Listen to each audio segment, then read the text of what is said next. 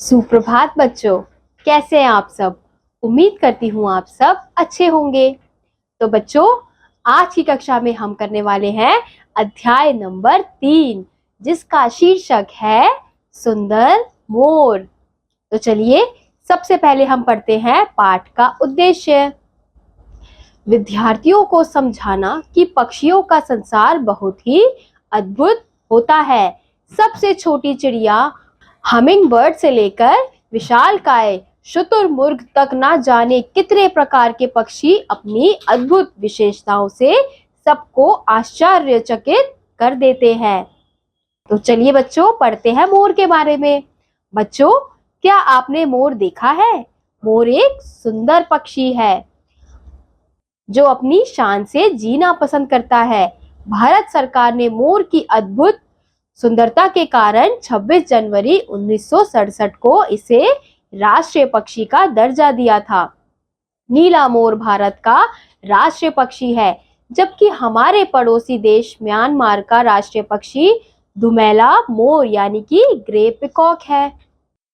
मोर की पूंछ लंबी और चमकदार होती है। यह भारी और मोटी भी होती है। पूंछ के ऊपर रंग बिरंगे पंख होते हैं। इन पर चांद के आकार के निशान बने होते हैं। तो बच्चों, यहाँ पे आपको क्या दिख रहा है? एक मोर का चित्र दिख रहा है, जो कितना सुंदर लग रहा है ना।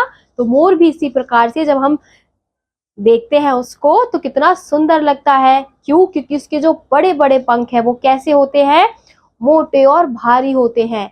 और उनके पंखों में कौन सा आकार बना होता है? चांद जैसा आकार बना होता है। तो इसलिए इसकी सुंदरता के कारण सरकार ने क्या किया? सरकार ने इसको 26 जनवरी 1967 में इसको राष्ट्रीय पक्षी घोषित कर दिया। जब बरसात का मौसम होता है तब काले बादलों को देखकर मोर अपने पंख फैलाकर नाचना बहुत पसंद करते हैं। मोर सभी पक्षियों का राजा होने के कारण भगवान श्री कृष्ण ने भी सिर पर एक मुकुट के रूप में एक पंख सजाया है। भारत के धार्मिक ग्रंथों में मोर को पवित्र पक्षी माना गया है। मोर सभी के लिए आकर्षण का केंद्र है। मोर के सिर पर सुंदर कलगी होती है। कलगी ऐसी होती है मानो सिर पर मुकुट रखा हो, जैसे इस चित्र में दिखाया जा रहा है। कितनी सुंदर कलगी है ना, पीले कलर की। मोर का वजन ज्यादा होने के कारण ये ज्यादा ऊंचा नहीं उड़ पाते, इसलिए ये जमीन पर चलना पसंद करते हैं। इसकी गर्दन लंबी होती है। इनकी चोंच भूरे रंग की होती है। पैरों का रंग पूरी तरह से सफेद नहीं होता, मैला सा होता है।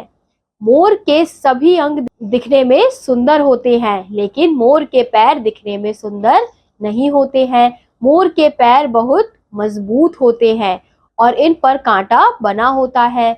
जिस प्रकार से यहाँ पे दिखाया जा रहा है कि मोर का पूरा शरीर बहुत सुंदर होता है, लेकिन पैर इतने सुंदर नहीं होते। क्यों? क्योंकि वो उसमें क्या बने होते हैं? कांटे बने होते हैं, जो मोर को लड़ाई करते समय बहुत मदद करता है। मोर जितना खूबसूरत होता है उतनी मोरनी खूबसूरत नहीं होती है। मोरनी दिखने में भी इतनी आकर्षक नहीं होती जितना मोर होता है। यह मोर से आकार में छोटी होती है। मोर और मोरनी में ज्यादा तो अंतर नहीं होता, लेकिन इनको आसानी से पहचाना जा सकता है। ये खाने में सभी प्रकार का भोजन खा लेते हैं, इस कारण सर्वाहारी है। मोर फल और सब्जियों को खाने के साथ साथ चना, गेहूं, बाजरा और मकई भी खाता है। मोर खेतों में हानिकारक कीड़ों, चूहों, दीमक, छिपकली और सांपों को भी अपना भोजन बनाता है। खेतों में हानिकारक कीड़ों को खाने के कारण ये किसानों का सच्चा मित्र होता है। मोर ज्यादातर जंगलों में ही रहते हैं, लेकिन कभी कभी ये अपने भोजन की तलाश करते हुए आबादी में भी आ जाते हैं। भारत में मोर के शिकार पर पूर्णतः प्रतिबंध है। यह भारतीय वन्य जीवन संरक्षण अधिनियम 1972 के तहत पूरी तरह से संरक्षित है।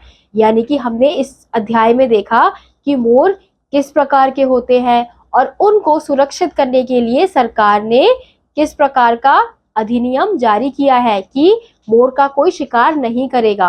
क्यों? क्योंकि मोर क्या है? मोर एक राष्ट्रीय पक्षी है, तो इसलिए उसका शिकार नहीं किया जा सकता। और हमने इसमें देखा कि मोर के कितने सुंदर पंख होते हैं लेकिन उसके पैर इतने अच्छे नहीं दिखते, और मोर और मोरनी में से ज्यादा सुंदर मोर ही होता है। मोरनी दिखने में इतनी आकर्षित नहीं होती। हालांकि दोनों सेम दिखते हैं, समान दिखते हैं, लेकिन फिर भी उनमें फर्क दिख जाता है कि कौन मोर है और कौन मोरनी। और उनका भोजन कैसा होता है? वो सभी प्रकार के भोजन खा लेते हैं, तो इसलिए उन्हें क्या कहते हैं? सर्वाहारी कहते हैं। इसी के साथ बच्चों आज का ये अध्याय यहीं समाप्त होता है। उम्मीद करती हूँ आपको ये अध्याय समझ आया होगा। मैं आपसे मिलूंगी अगली वीडियो में, तब तक के लिए बाय।